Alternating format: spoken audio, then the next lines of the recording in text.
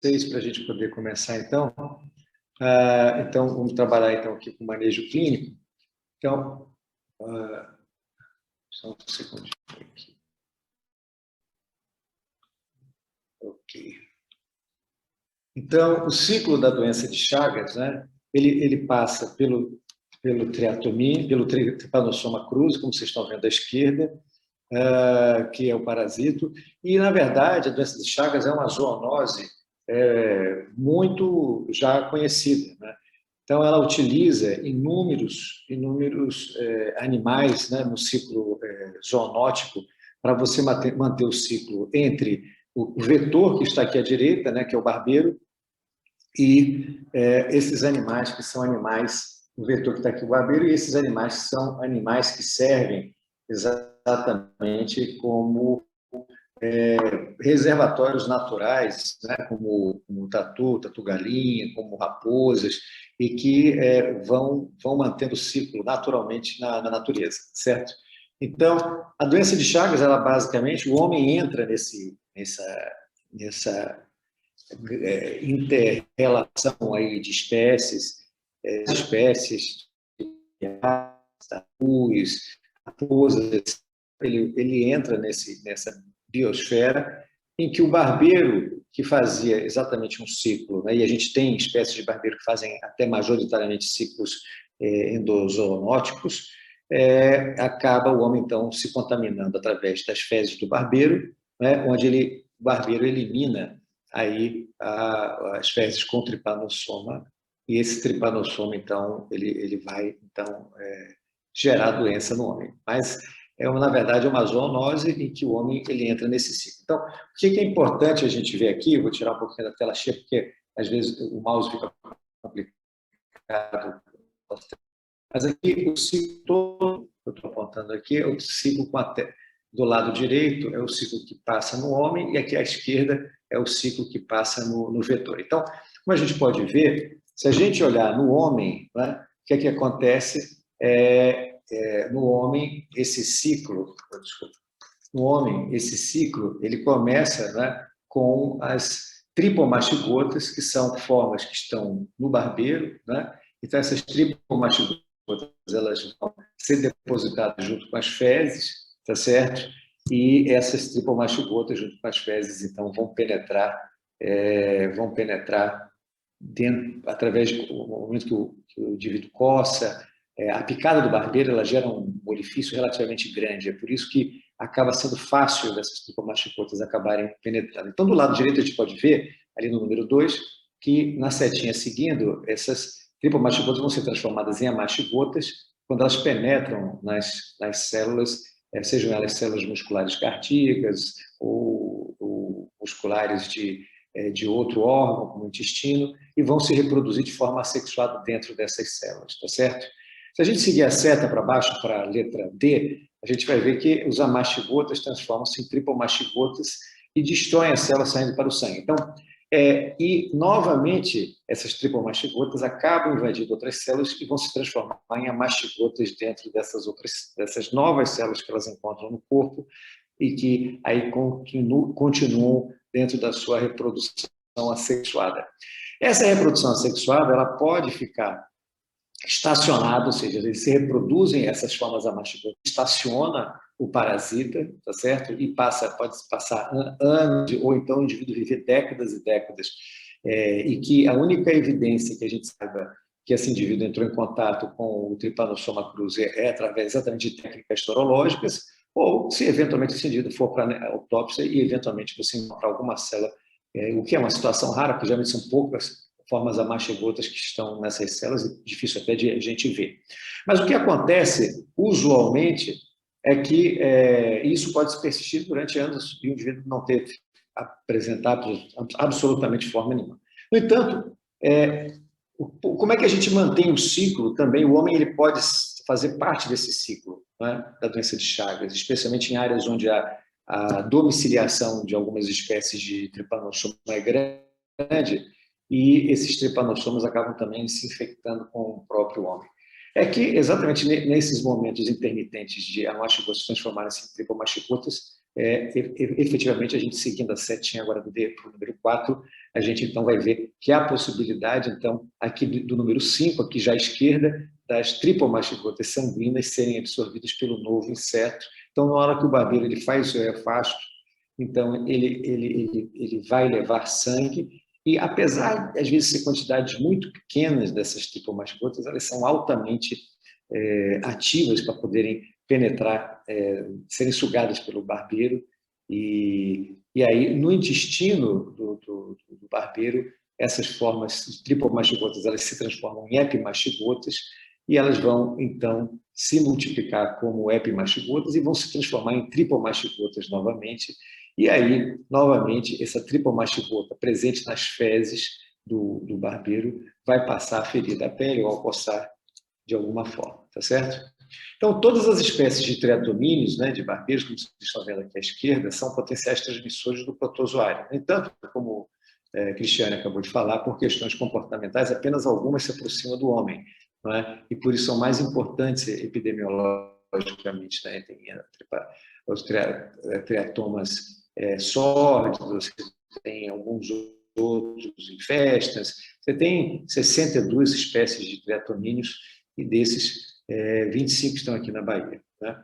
A doença de Chagas, então, ela vai ser uma doença em que, na verdade, o homem entra nesse ciclo. A gente sabe que, classicamente, os barbeiros eles conseguem se domiciliar nas casas de pau a pica ou casas de taipa, exatamente naquelas frestas onde você tem madeira e barro, né, que fica ali, isso acaba produzindo um ambiente bastante interessante para o barbeiro se reproduzir ali e manter uma domiciliação, e geralmente está relacionado muito a locais em que você tem essas habitações mais precárias.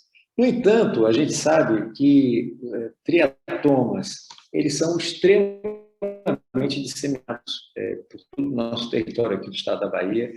A gente se lembra bem quando o Alphaville 1, aqui em Salvador, ali na Paralela, poucos anos das primeiras casas terem sido construídas. Algumas casas, inclusive, foram construídas de forma muito linda, em que a árvore, o pedaço da árvore estavam dentro da casa, etc. E isso fez com que alguns moradores, inclusive, ali no Alphaville, levassem algumas dessas espécies de triatoma para investigação, e se viu que 50% aproximadamente estava infestado com o Trypanosoma cruzi. E aí, isso veio da onde? Veio exatamente desse ciclo zoonótico, né? Do Trypanosoma cruzi, ali naquela mata do Alphaville, aquela mata toda ali onde a gente tem patamares, aquela mata toda onde a gente tem o Alphaville, o Parque de Pituaçu, toda essa região ali você tem triatomas, né? Você tem triatomíneos e tem pequenos animais silvestres ali que acabam fazendo o ciclo silvestre. Mas isso assim, é uma situação que, apesar de estar bem disseminado, a gente não vê um ciclo urbano, né, de Chagas em Salvador, por exemplo, exatamente por conta primeiro, do desmatamento, que acaba afugentando mesmo e morte desses triatomas, e segundo, porque a dificuldade que a maior parte desses triatomas tem de se domiciliar em casas onde você tem construções mais bem estruturadas, tá certo?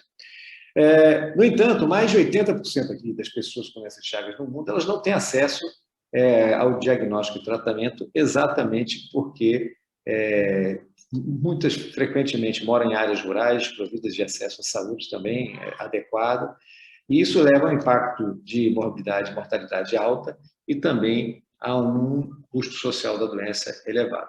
Quando a gente olha aqui a proporção de óbitos por doença de Chagas segundo raça e cor, 2010 a 2020 aqui no estado da Bahia, a gente percebe que quando a gente junta, né, a cor parda com a cor negra, a gente está vendo 78,5% desses pacientes que foram a óbito eram negros, né?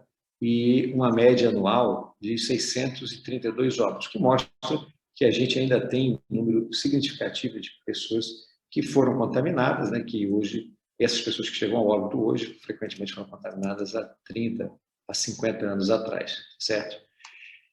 Por que é importante a gente estar aqui colocando e, de certa maneira, fixando essa questão da doença de Chagas sendo uma doença extremamente, já, de certa maneira, conhecida por todos nós? Porque como está aqui em cima, mais de 80% das pessoas infectadas no mundo não têm acesso a diagnóstico.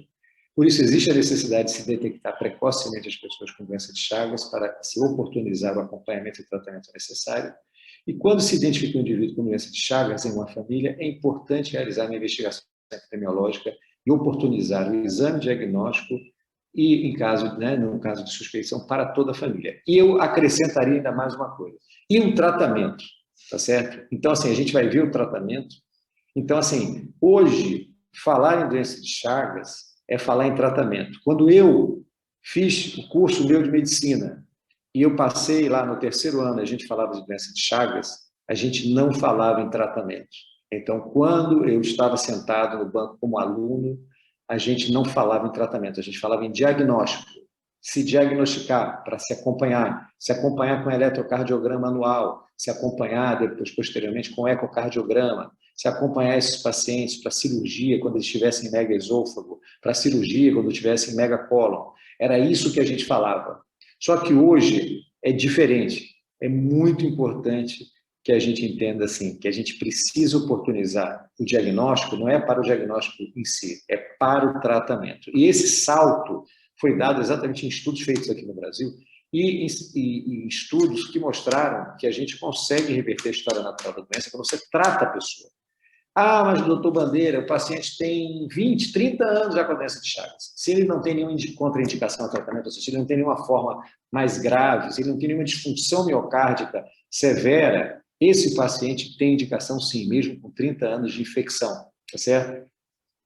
A gente vai ver que quanto mais precocemente, melhor é a gente tratar. Mas a gente pode e deve tratar indivíduos mesmo com longo tempo de infecção.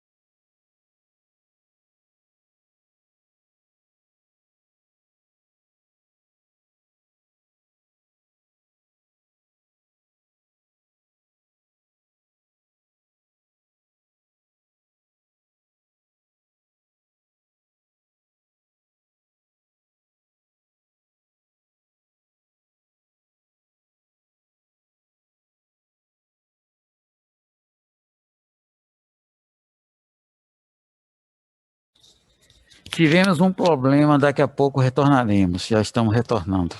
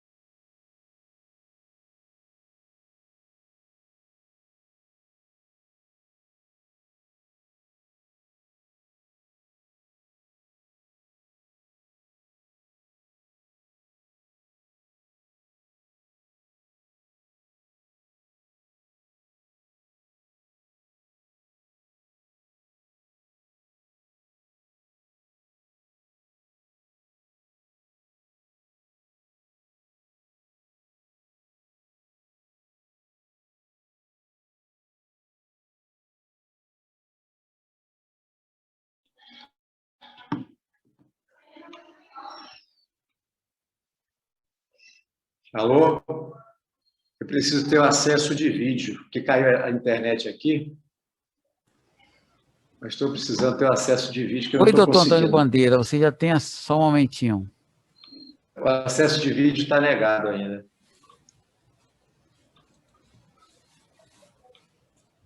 Só um momento. Tá.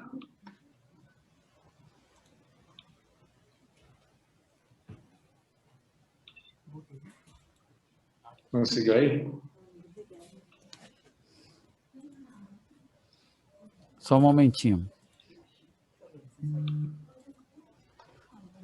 Pronto. Deixa eu ver aqui. Deixa eu ver aqui. Agora foi. A gente teve um probleminha aqui. Infelizmente caiu a energia elétrica. Com a energia elétrica caiu também a rede. Eu estou usando agora a rede. Está dando para escutar direitinho. Estão conseguindo ouvir? Alô?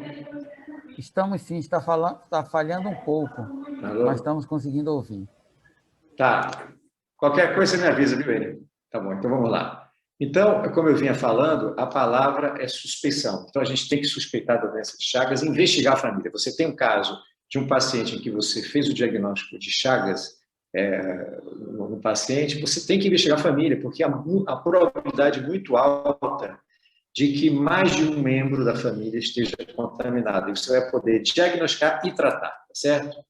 Então, assim, o que é importante a gente ver? Os níveis de atenção à saúde para os casos com doença de Chagas e a gente imaginar assim, que quem vai fazer o diagnóstico não é o ambulatório de Chagas do Hospital Universitário Professor Edgar Santos, não é um centro de referência que vai fazer isso em Salvador. É importante a gente entender que a atenção primária de saúde ela é fundamental para rastrear, porque a grande quantidade também de casos hoje está distribuída em diversas cidades da Bahia. Então, a gente tem que imaginar o seguinte, que o serviço especializado ele é a referência para casos mais graves. O serviço especializado é a referência para situações em que há, por exemplo, uma comorbidade específica, que isso aí acaba interferindo de uma forma de saúde, entendeu? Ou seja, tanto como a gente vai ver agora, Só um pacientes na momentinho. fase aguda, Bandeira, não está grave, falhando. pacientes fizeram a forma aguda, e que podem... Certo, vou tentar um pouco... Vamos lá, então. Então, por exemplo, pacientes com fase aguda e que não estão graves. Pacientes, como a gente vai ver, na fase crônica indeterminada.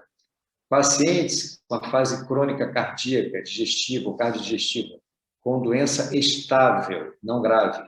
E gestantes com doença de Chagas em fase crônica, sem comorbidades.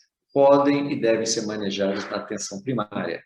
Onde é que eu vou criar e encaminhar esse paciente? Para um serviço especializado, é aquele paciente que tem formas graves de doença. Então, paciente com formas agudas graves, pacientes gestantes com doença em fase aguda, pacientes com cardiopatia chagásica, com arritmias graves, tá certo? Candidatos a marca-passo ou desfibriladores intracardíacos, CDIs, pacientes com insuficiência cardíaca importante, tá certo? Pacientes com suspeita de eventos tromboembólicos, possivelmente associados à cardiomegalia, pacientes com acometimento digestivo, que são candidatos a procedimentos especializados, como pacientes que precisam fazer dilatação pneumática ou cirurgia de esôfago ou de megacólon. Casos infectados por HIV, eu diria até que uma grande parte a assistência primária pode fazer, porque o paciente HIV hoje, ele é muito cuidado também hoje pela assistência primária. Isso aqui, o Ministério, quando colocou isso aí tinha algum sentido. Hoje a gente sabe que pacientes com HIV, a gente pode manejá-los muito bem na assistência primária. Pessoas que vão ser submetidas a transplantes ou candidatos ao tratamento com Nifurtimox, tá certo?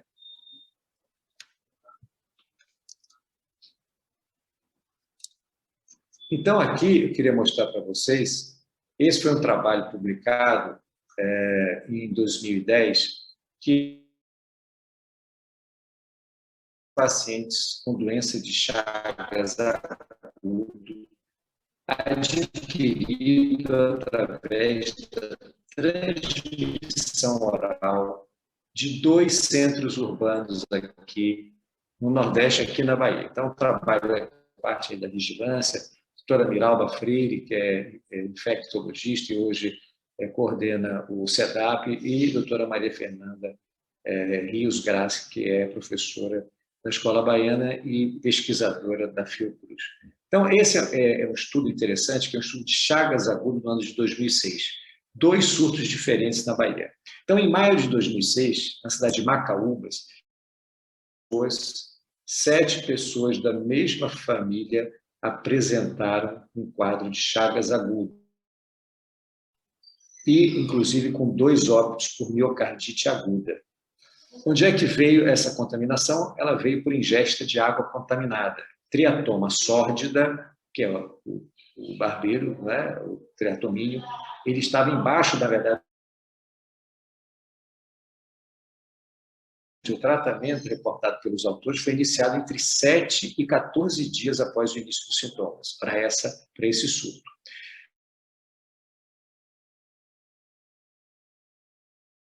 Então, houve 6 casos de uma família de 11 pessoas.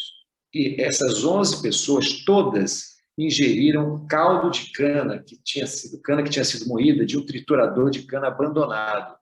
Tá certo? O que é interessante é que dos 11 que ingeriram, somente 6 casos tiveram a forma aguda. Os 5 casos que não se contaminaram ingeriram caldo de cana após 4 horas de preparados, sendo que 2 desses casos aí, desses pacientes que não se infectaram, ferveram o caldo antes de ingerirem. Não houve nenhum óbito, mas houve um abortamento espontâneo que não chegou, de uma gestante que não chegou a ser tratada, tá certo? Antes do tratamento. E o tratamento aí foi iniciado mais tardiamente, entre 27 e 37 dias após o início dos sintomas. O que chamou a atenção desses casos? Observem ali. Quando a gente olha aqui na coluna mais à esquerda, tem a identificação dos casos, 1 a 13. A próxima coluna é o teste parasitológico, que é o que a gente vai ver. O teste parasitológico é o da gota espessa, tá certo? Que é que você usa para fazer o diagnóstico de malária também. Então, você usa o teste da gota espessa também para o teste do triatomínio. Só que é muito mais difícil. Observe que esse teste, apesar de todos serem doentes agudos, ele só foi positivo em 3 doentes. Só foi positivo em 3 doentes. A maior parte, a exceção de 2 que não realizaram o teste, de 11 indivíduos que fizeram o teste, somente 3 tiveram esse teste positivo. No entanto, quando a gente olha a imunofluorescência, né? A imunofluorescência, de imunofluorescência para IgM, tá certo? A imunofluorescência indireta para IgM, de todos os que fizeram o teste dos 11, os 11 foram positivos, tá certo? Também, quando a gente olha a 4ª coluna, IgM de ELISA, dos 6 pacientes que fizeram, os 6 tinham positivos, assim como IgM de antígenos recombinantes para IgM de ELISA, tá certo? Mostrando que, mesmo nessa forma aguda, o diagnóstico ele acaba sendo sorológico através da IgM, né? No caso, a imunofluorescência para IgM, imunofluorescência para Chagas, ela é encaminhada para Minas Gerais, tá certo? Ela não é feita aqui no LACEN, ou seja, vocês encaminham o pedido para o LACEN, esse exame vai para o LACEN, e lá o LACEN encaminha para Minas Gerais, tá certo? Para fazer imunofluorescência, se for fazer imunofluorescência para IgM. No entanto, a gente pode até fazer, que não foi feito nesse trabalho, a gente vai ver, utilizar o próprio IgG. E aí você pareia o IgG, você faz um primeiro IgG, e depois de 14 a 21 dias, você repete buscar pelo menos um aumento de 2 títulos nesses títulos, para dar o diagnóstico de doença aguda. O que chamou a atenção? Então, os sintomas mais comuns de doença aguda foram febre. Então, paciente com febre, 92,3% tiveram. Dispneia, que eu quero chamar a atenção da dispneia, porque isso é uma situação né? A forma aguda de doença de Chagas, a gente vai ver, ela é confundida com muita coisa. Ela é confundida com malária, ela é confundida com dengue, ela é confundida com febre tifoide, ela é confundida até com leishmaniose visceral, ela pode ser confundida, porque são áreas que, inclusive, às vezes tem a co-circulação desses patógenos. Só que, assim, a dispneia, eu achei muito interessante nesse trabalho, porque essa falta de ar é uma coisa interessante. Por que falta de ar? Falta de ar, provavelmente, por alguma disfunção cardíaca transitória em alguns pacientes, e outras a gente vai ver que foi mais significante, inclusive levou a óbito de 2. Então, é importante que a gente busque aqueles pacientes que moram em área endêmica, a gente deve buscar a forma aguda, fazer o diagnóstico de forma aguda de doença de Chagas. Paciente que chega febril, pode ser dengue, pode ser chikungunya, pode ser febre tifoide, pode ser malária, pode ser um monte de coisa, mas pode ser também doença de Chagas. A gente tem que botar isso na cabeça, tá certo? A gente tem que, se a gente não pensar, a gente nunca vai fazer diagnóstico. Então, febre é, assim, muito importante, tá certo? Dispneia é muito importante. E a outra coisa que eu chamo a atenção é o sopro cardíaco, que aproximadamente a metade desses doentes tiveram. Mialgia, gente, vai ter em dengue, vai ter em febre tifoide, vai ter em tudo, né? Em Covid. Edema periorbital também é menos frequente numa série de doenças. Pode ajudar, tá certo? O edema periorbitário. No entanto, sopro cardíaco fala a favor, né, de alguma coisa. O paciente com febre, com sopro cardíaco e dispneia, essa combinação aí deve ficar na cabeça da gente para o paciente na área endêmica a gente pensar em doença de Chagas aguda, tá? Porque o resto vai ser muito mais inespecífico, como mialgia e cefaleia, tá? Insuficiência cardíaca aconteceu em 5 pacientes, gente, por isso que tem dispneia. Então, por que aconteceu dispneia? Porque 5 pacientes tiveram insuficiência cardíaca. 5 pacientes. Quase a metade desses 13, tá certo? Tiveram insuficiência cardíaca. Então, isso é muito importante. E outros que não tiveram insuficiência cardíaca, também, alguns se queixaram de dispneia. Então, mesmo aquele que não teve franca insuficiência cardíaca, se queixou de dispneia. Inclusive, dentro desses 5 pacientes que tiveram insuficiência cardíaca, 2 foram óbitos por falência cardíaca. 5 pacientes com alterações no eletrocardiograma iniciais, tá certo? Praticamente, quando a gente olha o eletrocardiograma inicial, todos os doentes tiveram alteração eletrocardiográfica. Então, se a gente tiver que somar febre, dispneia, sopro cardíaco, aí você faz um eletro, 100% desses pacientes referidos nessa série tiveram alterações eletrocardiográficas, 100%. Só um não foi feito o eletro, mas nos outros todos houve alterações eletrocardiográficas, o que é também muito importante para a gente fazer o diagnóstico, tá certo? Então, o paciente em área endêmica com febre, com dispneia, com mal-estar, com sopro cardíaco, com sinais, às vezes, potenciais de insuficiência cardíaca, que você faz um eletro, tem alterações eletrocardiográficas, tá certo? Que vão de bloqueio de ramo direito, bloqueio antero superior esquerdo, bloqueio de ramo direito, combinação desses bloqueios divisionais, a gente tem que pensar nessa possibilidade, tá certo? E 5 pacientes, ou seja, metade desses pacientes acabaram tendo normalização após o tratamento, que mostra que é muito importante a gente tratar. Aqui está um raio-x mostrando, aqui à esquerda, o A, mostrando exatamente o aumento de área cardíaca no paciente fazendo insuficiência cardíaca, e aqui é B, isso mais acentuado ainda com congestão pulmonar severa, tá certo? Bom, eu quero suspeitar, né? Eu suspeito. Como é que eu faço para, então, fazer o diagnóstico? Né? Então, você vai notificar no SINAM, então é fundamental que notifique o paciente no SINAM, eu acho que depois o Cris pode falar um pouquinho nisso aí. Além disso, você vai coletar sangue total para realizar o exame parasitológico direto, vai coletar a amostra para realizar a imunofluorescência para IgM, que encaminha, como eu falei, para o LACEN, que vai ser cadastrado no GAL, isso vai ser enviado para a FUNED, lá em Minas Gerais, certo? Então, isso aí é muito importante que vocês façam.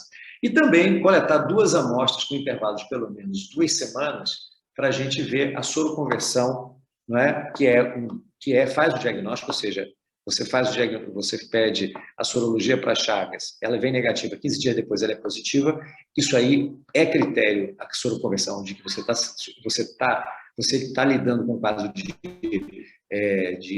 doença de Chagas agudo, ou um aumento de pelo menos 2 títulos quando você faz o pareamento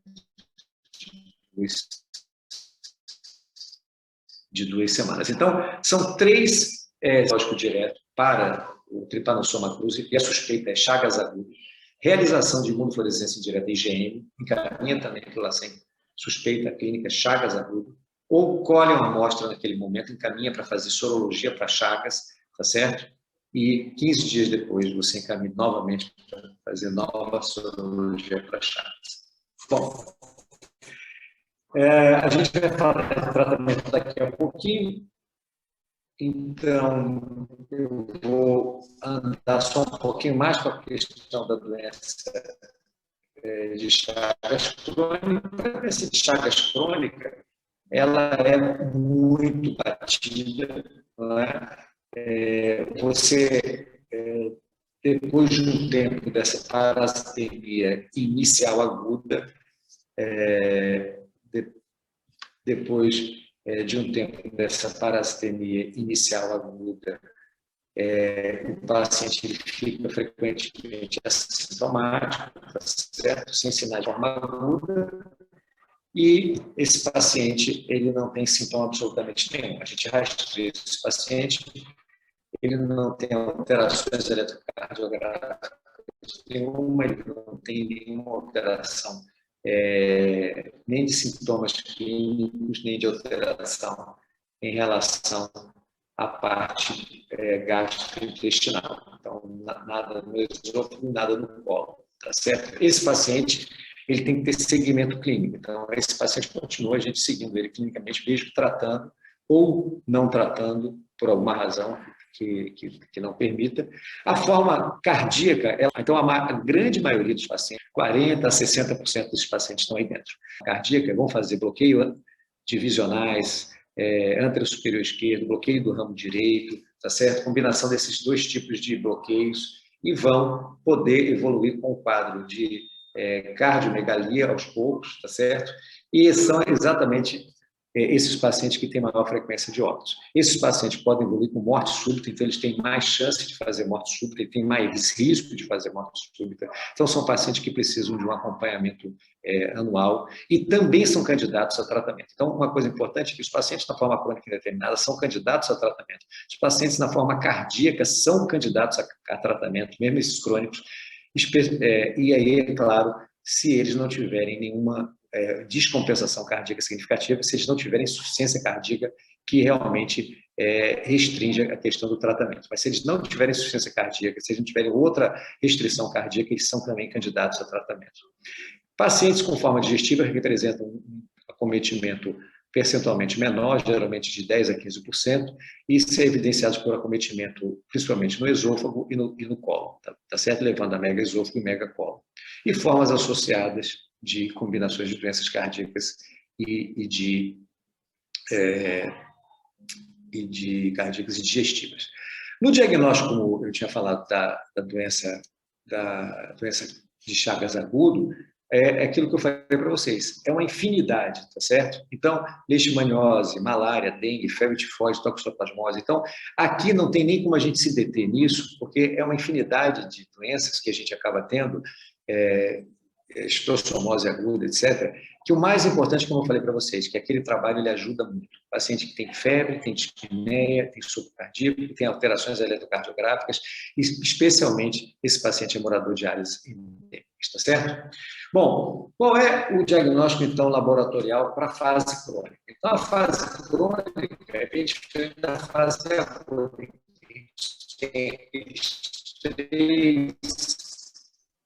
aquelas três metodologias para fazer o diagnóstico, certo? Aqui, o que a gente vai buscar é imunoglobulina, tá certo? É IgG, tá certo? Imunoglobulina G, tá certo? E os métodos disponíveis são insuficiência direta IgG, ela é feita aqui no LACEN. Então, essas três metodologias são feitas. A gente confirma hoje um paciente que tem doença de Chagas crônica com 2 testes distintos reagentes. Por exemplo, o ELISA com imunofluorescência, o ELISA é uma aglutinação direta. Então, a gente confirma com dois métodos desses, tá? Preferencialmente, a gente acaba fazendo o ELISA, é mais frequente, a gente tem mais experiência com ele, tá certo?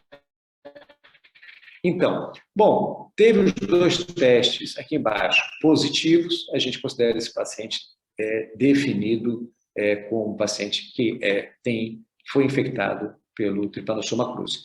No entanto, existe a possibilidade de, às vezes, o ELISA vir positivo, a quimiluminescência negativa, ou seja, você ter testes discordantes. O que a gente faz nessa situação? A gente vai buscar um terceiro teste para fazer exatamente essa situação, e geralmente o terceiro teste, se ele for negativo, a gente afasta, se ele for positivo, a gente vai confirmar o paciente com doença de Chagas. Então, o que é interessante aqui, quando a gente olha esses eventos fisiopatológicos da doença de Chagas, vou tirar até um pouquinho aqui para a gente mostrar isso aqui, para poder ter acesso ao mouse. Então, aqui é um momento em que o indivíduo ele se infecta, né? Então, aqui ele se infecta. Então, aqui a gente observa que as manifestações clínicas elas vão começar, tá certo? As manifestações clínicas elas geralmente começam aproximadamente 7 dias após a infecção mesmo, né? O processo. A gente imaginar, a maior parte dessas infecções são através de picada do barbeiro. Então, geralmente, entre a picada do barbeiro e manifestações clínicas, isso aí vai geralmente 7 a 10 dias. Então, geralmente, 10 dias começa, as manifestações clínicas, elas vão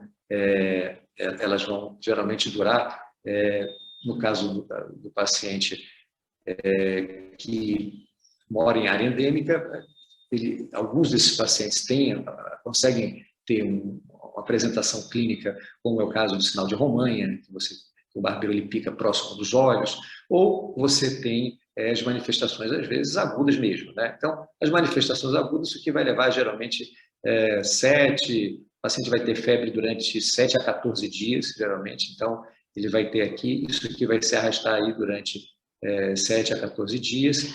A parasitemia, ela começa a ficar mais fácil de você detectar a partir do 10º dia da inoculação, que é exatamente essa curva aqui, e que isso aqui pode chegar até 30, 40 dias, você ter parasito viável para poder capturar.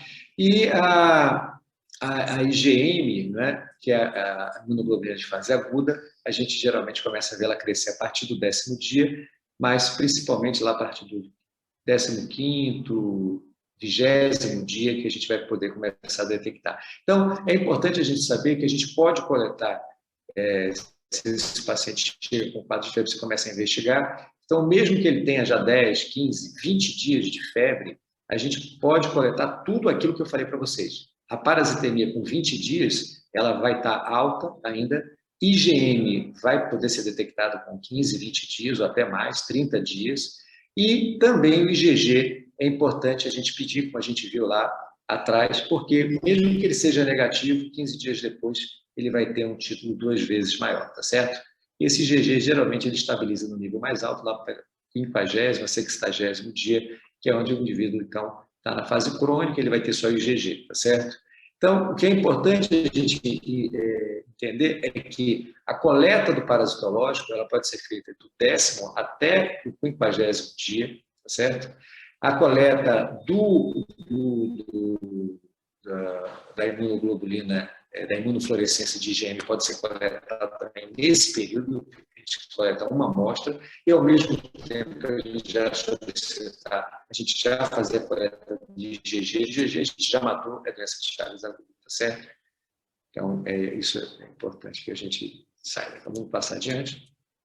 Então, o fluxo diagnóstico para a doença de Chagas, então, os exames são realizados pelo laboratório central, pelos laboratórios municipais de referência regional, o laboratório estadual de referência regional, o parasitológico de fezes, né, frequentemente a gota espessa, de fregaço sanguíneo, ELISA, IgG, quimiluminescência, imunofluorescência, IgG, etc.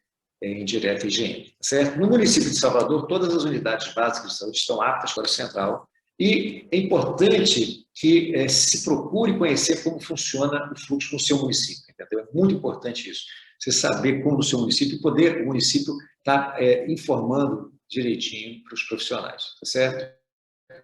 É importante também, em termos de exames complementares, né, para a doença de Chagas, uma série de exames, hemograma completo, com plaquetas urinárias, provas de função hepática, radiografia de tórax para a gente ver o tamanho da área cardíaca, eletrocardiografia, ECG convencional para a gente ver aquelas alterações de bloqueio de ramo direito, bloqueio antero superior esquerdo, provas de coagulação, endoscopia digestiva, ecocardiograma e, excepcionalmente, o exame de glico, aqueles pacientes que fazem um quadro de Chagas agudo com comprometimento do sistema nervoso central. Certo? Na cardiograma e radiografia anual, tá certo? Isso aí, para aqueles pacientes da forma crônica indeterminada, tem que ser feito, tá certo? E aqueles com suspeita de megacolon esôfago, enema opaco e para cólon e radiografia contrastada para esôfago, tá? Para as gestantes, recomenda-se a realização de avaliação sorológica de infecção pelo Trypanosoma cruzi em todas as gestantes que vivem ou procedem de áreas em todo o pré-natal. Okay? E para o recém-nascido, por que isso é importante? Porque para o recém-nascido, a gente vai realizar o parasitológico direto nos 10 primeiros dias de vida para esses recém-nascidos, nascidos de mães positivas. Recém-nascidos devem ter, porque transplacentária, tá certo? Recém-nascidos com exame parasitológico negativo e com suspeitas e com qualquer sintoma, eles têm que retornar a partir de 9 meses para realizar 2 testes sorológicos, a pesquisa do Trypanosoma cruzi em IgG. É importante que a gente tenha esse fluxo, e aí geralmente é feito todo acompanhamento posterior ao nascimento. Bom, então aí a gente tem, como a gente falou, do tratamento. Então, o tratamento, o benzonidazol é um medicamento de primeira escolha e está disponível, tá certo? Qual é a indicação do benzonidazol? Benzonidazol. Primeiro, todos os pacientes em fase aguda devem ser tratados com benzonidazol, todos. E todos os pacientes na fase crônica que não têm descompensação cardíaca, que não têm insuficiência cardíaca, que não têm comorbidades restritivas maiores, devem ser tratados. O maior benefício no tratamento desses pacientes é exatamente naqueles pacientes com a forma crônica indeterminada, especialmente crianças, adolescentes e adultos até 50 anos de idade.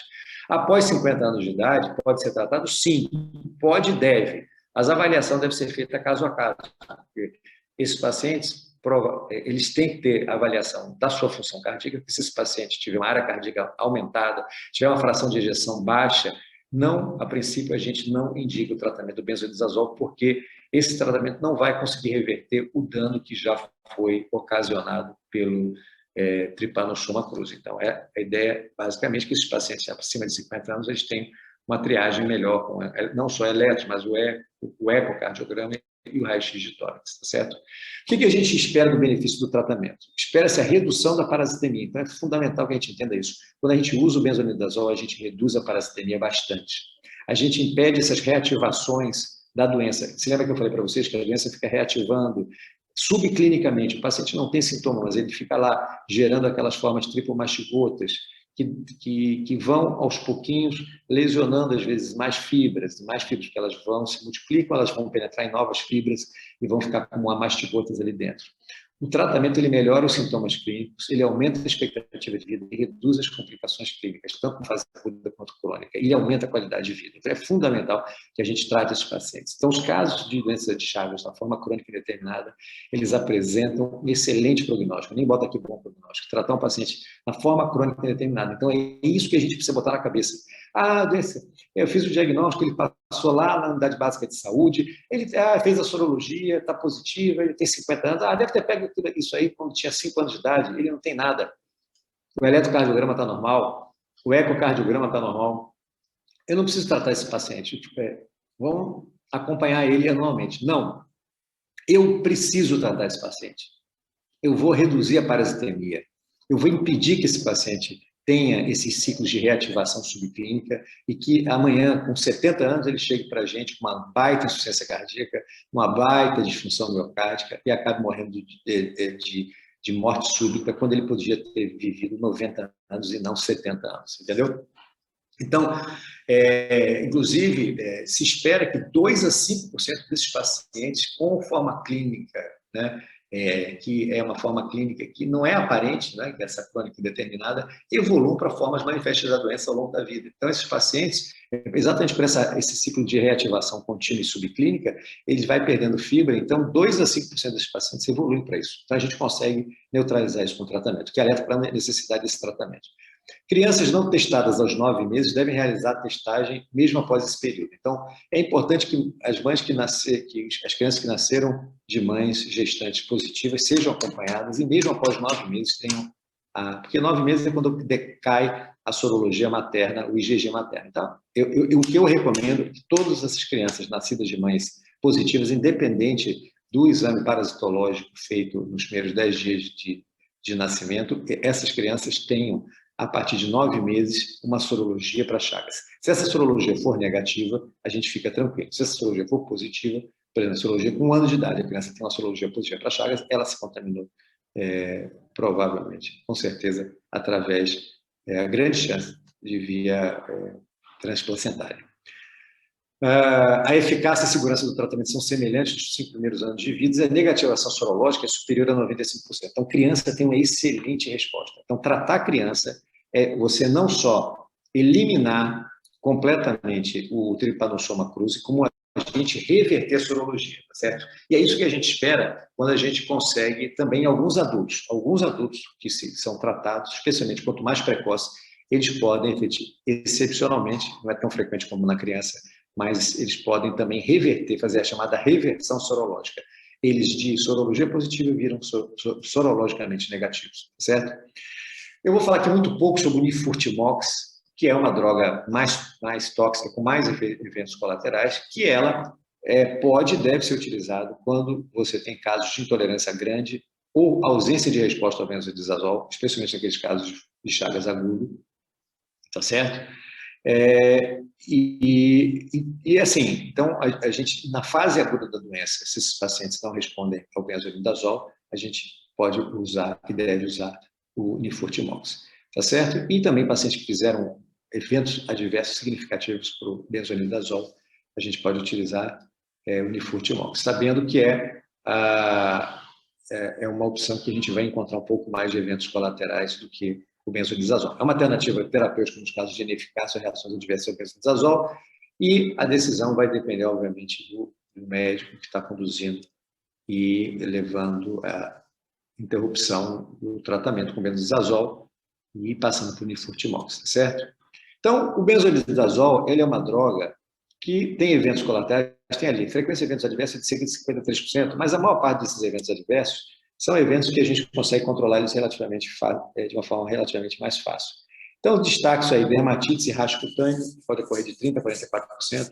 A maior parte desses rachos são, ou a gente acaba não tratando eles, são leves, a gente continua o tratamento, ou a gente pode fazer uma prednisona, 5 a 10 miligramas por dia, que não vai interferir em nada no tratamento, tá certo? Que não é uma dose imunossupressora, 5 miligramas de prednisona por dia durante 5 a 10 dias, ou 10 miligramas, também não vai fazer. As parestesias, geralmente, elas ocorrem mais tardiamente com o uso do benzodiazol, artralgias também, e a intolerância gastrointestinal, geralmente, dá para ser trabalhada com medicações como Dacentron e outros tipos de medicação, tá certo? Excepcionalmente, é muito raro, menos de 1% alopécia. As parestesias, como eu falei, podem persistir alguns meses após o tratamento e, geralmente, acabam revertendo com o tempo. Complicações graves são raras, como é o caso de neutropenia. Se o paciente faz neutropenia ou faz um quadro mais acentuado de pancitopenia, então, esses pacientes têm que ser suspensa a medicação e, obviamente, passada no Nifurtimox. Então, por isso, se recomenda hemograma 3 vezes, em 3 semanas após um hemograma inicial e depois 3 semanas após o início do tratamento, tá? E o benzodiazol é contraindicado na gestação e na amamentação.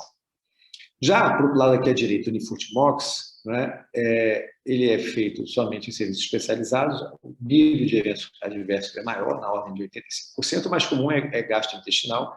No entanto, processos como artralgias importantes podem acontecer em 33%, e acometimentos dermatológicos, como rachas, em 15%. Os eventos mais graves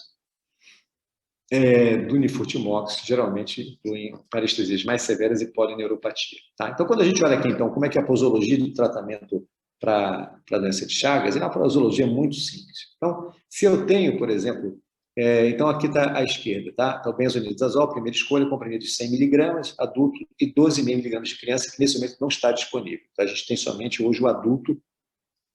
O adulto, ele é sulcado de forma em cruz, então ele pode ser quebrado em 4 pedacinhos de 25 miligramas, tá certo? Então, hoje, o adulto, esse comprimido adulto, ele pode servir para utilização na criança, porque cada bandazinha dele, ele tem 25 miligramas, tá certo? Então, vamos lá, público adulto. Então, a primeira opção, paciente até 60 quilos de idade, tá certo? Esse paciente, o esquema é de 5 miligramas por quilo por dia, em que a gente faça essa distribuição de 1 a 3 vezes por dia. Você pode dar essa dose uma vez ao dia, como a gente pode dar 2 vezes ao dia, essa dose total dividida em 2, ou pode dar até em 3 vezes. Então, o paciente pesa 60 quilos, por exemplo, ele vai tomar 300 miligramas, que são 3 comprimidos, pode ser dado 300 de uma vez, ou você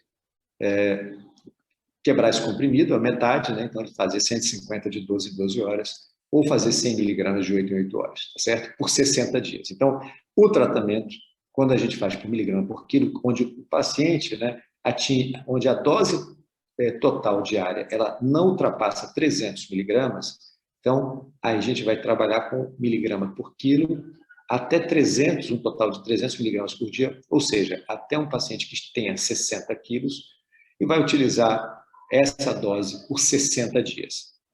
A outra opção, pacientes que pesam mais do que 60 quilos, a gente teria que dar uma dose maior do que 300 miligramas. Então, por exemplo, pensa um paciente com 80 quilos. 80 vezes 5 daria 400. Ele teria que tomar 400 miligramas de benzodiazol por dia, ou seja, 4 comprimidos. A gente não faz isso porque a quantidade de eventos colaterais acaba aumentando muito. Então, a gente procura o quê? Fixar em 300. Como é que a gente compensa isso? Já que ele teria que usar 400 e não está usando 300. A gente tem uma transformação muito simples, que a gente dá essa dose de 300 na quantidade de dias que representa o peso desse paciente. Então, esse paciente tem 80 quilos, ele não vai tomar 60 dias, ele vai tomar 80 dias. Só que ele vai tomar 80 dias da dose máxima diária, que é 300 miligramas, que você pode dar 2 vezes por dia, pode dar 3 vezes por dia, tá certo? Então, você vai dar essa dose dessa forma, dividido dessa forma. O ideal é a gente não dar uma vez por dia. Eu recomendo não dar uma vez por dia, porque dá muita náusea, o paciente pode vomitar, entendeu? É muito ruim. Então, divida em 2 até 3 doses, tá certo? É melhor. Então, o paciente tem 70 quilos. Fácil, ele vai tomar os 300 miligramas durante 70 dias. O paciente tem 50 quilos. Ótimo, ele vai tomar 50 vezes 5, 250 miligramas durante 60 dias, certo? A gente vai para aquele número 1. Por que ele vai usar 250 miligramas? Porque 5 miligramas vezes 50 quilos vai dar 250. Como é que é 250? É um comprimido de 100, mais um comprimido de 100, 200. Pega o outro comprimido de 100, corta a metade. Eu não falei que ele é sulcado em cruz? Então, você cortou a metadezinha ali, deu 250. Chuchu, beleza. Você pode fazer ele tomar 100 miligramas, depois 150, 150 e 100, tranquilo. Ele vai tomar isso 2 vezes por dia, por exemplo, dessa forma, e ele vai tomar isso por 60 dias, ok? Bom, ele tem 90 quilos. Ele tem 90 quilos, ele não vai tomar 90 dias. Por quê? Porque agora vem a restrição da dose máxima diária e do tempo máximo, mesmo utilizando essa dose máxima diária. Porque o tempo máximo de utilização é de 80. Então, todo paciente que tem mais de 80 quilos, ele vai funcionar como 80 quilos. Ou seja, ele vai tomar os 300 miligramas por dia, dividido em 2 a 3 doses, tá certo? Durante 80 dias. Se ele tiver 80, se ele tiver 85 quilos, se ele tiver 90, se ele tiver 100 quilos, é a mesma coisa, tá certo? Bom, a gente resolveu o adulto, agora vamos para o pediátrico. O pediátrico é tão fácil quanto o adulto. O pediátrico a gente vai tomar 5 a 10 miligramas por quilo por dia, tá certo? A dose do benzodiazol para criança é um pouco maior. E aí você pode estabelecer, para efeitos de facilitação, você estabelece a média, né? O ponto médio entre 5 e 10, 8 miligramas por quilo, por exemplo. Então, uma criança que pese, por exemplo, 40 quilos, ela vai tomar 8 vezes 4, 320, tá certo? 320 miligramas ao dia. A gente sabe que não vai ter como tomar mais do que 300, então a gente vai ter que adaptar isso exatamente para a quantidade. Então, vai estender um pouquinho mais a quantidade de dias, ela toma 300, estende um pouquinho mais. No caso aqui, 8 vezes 4, não, 8 vezes 4, né? Porque a gente aumentou um pouco mais a dose, exato. A gente pode trabalhar com 5, pode trabalhar com 8, e a gente pode aí fazer a avaliação exatamente desses pacientes para também estender da mesma forma como eu falei para o adulto. O Unifurtimox, tanto adulto quanto pediátrico, eles têm uma dose que é fixa em adulto, 10 miligramas por quilo por dia, necessariamente dividido em 3 vezes, por 60 dias fixo, e o pediátrico, 15 miligramas por quilo por dia, 3 vezes por dia, por 60 dias fixo. E o comprimido é de 120 miligramas, tá certo? 120 miligramas. Contraindicações do benzodiazol, na fase crônica da doença de Chagas, o que a gente tem de contraindicação? A forma cardíaca grave, aquilo que eu falei para vocês. Não tem como dar benzodiazol para tratar um paciente com fração de ejeção de 40%, fração de ejeção de 35%. Esse paciente, cardiomegalia, esse paciente não vai se beneficiar, tá certo? Gestantes ou mulheres em idade fértil, as mulheres em idade fértil devem fazer uso de contraceptivos, tá certo? Ele não é recomendado na gravidez por falta de evidências que deem segurança.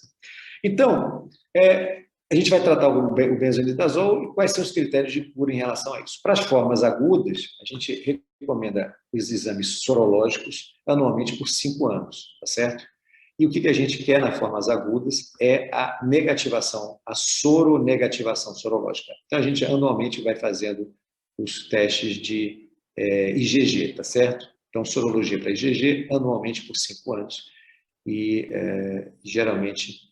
E também, nesse período, a gente faz o controle clínico evolutivo, a gente tem que ter todo ano eletrocardiograma e raio-x de tórax, tá certo?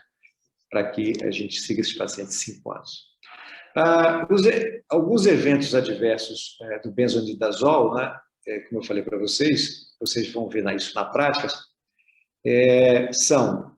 Então, só para mostrar para vocês, olha, manifestações e eventos adversos, dermopatia por hipersensibilidade é o mais frequente. Não é dose dependente, não se relaciona com trypanosoma cruzi. Geralmente começa a aparecer no 10º dia, que é esse rash por hipersensibilidade.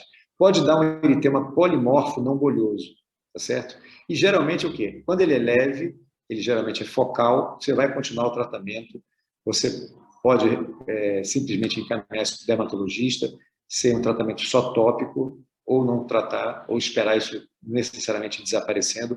Se isso ele é um focal que acaba sendo multifocal, pode ser utilizada a dose baixa de corticosteroide, 5 a 10 miligramas de prednisona, e interromper quando a paciente melhorar, e se for grave, a gente suspende o tratamento, tá certo? A gente pode suspender o tratamento do benzodiazol, aguardar um pouco e reintroduzir. Então, a gente pode tentar fazer isso. E se voltar da mesma forma, a gente suspende e passa para o Unifurtimox. A polineuropatia periférica, geralmente, ela acaba sendo dose dependente, por isso que ela acaba aparecendo no final do tratamento, da dor e parestesia, tá certo? Geralmente tem uma intensidade leve a moderada. Então, se o paciente está próximo do final do tratamento, eu sugiro que a gente finalize o tratamento, a gente não interrompa o tratamento. A gente deve interromper o tratamento no caso em que o paciente tem menos de 3/4 do tempo. Então, esse paciente, por exemplo, em 30 dias, ele começa a fazer uma polineuropatia muito acentuada, principalmente na região plantar, com muito formigamento, muito mal-estar. Então, ele tem 30 dias de tratamento, ele teria que tratar mais 30 dias. Então, passa para o Unifurtimox. Mas se o paciente já usou 45, 50 dias, eu sugiro que vocês levem esse paciente até o final do tratamento e depois caminhem para o neurologista acompanhar. Raramente a gente vê ageusia, né? Que é a marca hoje, né, da Covid-19, é uma situação muito rara, mas pode acontecer com o tratamento, e a gente deve também interromper o tratamento, e é naquela mesma situação que eu falei para vocês. Agora, depressão medular, se o paciente faz uma leucopenia com neutropenia importante, esse paciente a gente tem que ter muito cuidado, especialmente se ele faz uma neutropenia mais significativa, a gente deve interromper realmente o tratamento e partir para o Unifurtimox, tá certo? A liberação do medicamento é vinculada ao preenchimento e encaminhamento do laudo de solicitação, avaliação e autorização de medicamentos, né, do próprio GT, o Grupo de Trabalho de Chagas, né, do CODETV, tá certo? Tem um link aqui que eu vou passar já para falar um pouquinho, e além do laudo, deve ser anexado os documentos do paciente, como receita médica, exames laboratoriais que comprovem a doença de Chagas e cópia do RG. Na região metropolitana de Salvador, a solicitação é feita diretamente pela assistência farmacêutica desses municípios. Tá? E o importante é que o diagnóstico e o tratamento específico da doença de Chagas são disponibilizados gratuitamente pelo SUS, certo? Então, Cris, eu passo para você agora, para você falar um pouquinho exatamente do link, tá certo? E também aí dos manuais, tá ok? Já está podendo falar? Pessoal, na realidade, pelo avançar da hora, eu só estou tão feliz, estou emocionada aqui com a palestra do Dr. Bandeira. Um pouquinho. Mas caiu. Caiu? Pronto, mas pessoal, a questão é a seguinte: no caso, com relação ao medicamento, que até foi passado o link, todos vocês já sabem que o FormSUS está com problema, não é isso? Então, na realidade, o medicamento está sendo dispensado pela Regional de Saúde, que vai estar fazendo pedido via e-mail, enquanto a gente está organizando o Google Docs, que vai ser a nova forma da gente estar trabalhando, por enquanto é via e-mail, com a documentação que a gente já orientou. Além disso, eu queria passar para vocês com relação à questão da notificação dos casos crônicos. O doutor Bandeira também disse que ia falar rapidinho, mas é só que os crônicos, apesar de ter saído portaria agora em 2020, na realidade essa portaria não está ainda em vigor com relação à orientação para notificar, porque a notificação vai ser no SUS Notifica, que está em finalização pelo Ministério da Saúde, e no caso a gente deve estar notificando, de acordo com a orientação do Ministério, no segundo semestre desse ano, e a gente vai passar todas as orientações e documentos técnicos. Muito obrigada. Podem colocar todas as dúvidas aqui pela o chat, que a gente vai estar respondendo. E muito obrigada, doutor Bandeira. Fiquei muito feliz com a sua palestra. Vai ser muito útil para todos nós e está gravada para a gente poder disponibilizar para todos os municípios. Muito obrigada.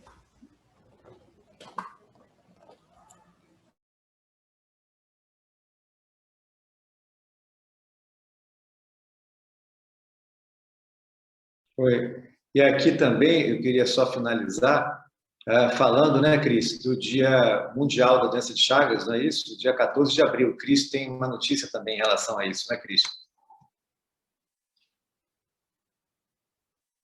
Na realidade, eu já mandei desde o início desse mês que a gente está conclamando os municípios, a gente, na realidade, vai estar fazendo uma comemoração online, na realidade, na maior parte dos momentos, a questão educativa dentro das possibilidades, né, no caso da questão da pandemia, mas a gente conclama todos para falar de doença de Chagas nos diversos espaços, para a gente estar monumentos da cidade, no Dia Mundial, a gente está tentando iluminar, tentando trazer a discussão, porque é muito importante que a gente não fale, essa doença continue assim, embaixo do pano, como não poderia estar acontecendo num estado como o nosso. Eu conto com o apoio de todos vocês, municípios regionais, vamos falar sobre a doença nos diversos espaços, para a gente poder estar fazendo esse Dia Mundial, para estar chamando a atenção para todos. Muito, muito, muito obrigada. Estou muito feliz com a palestra, com a participação de todos vocês. A gente vai caminhando todos juntos. A gente está aqui para se apoiar. Obrigada. Obrigada, doutor Bandeira. Super, doutor.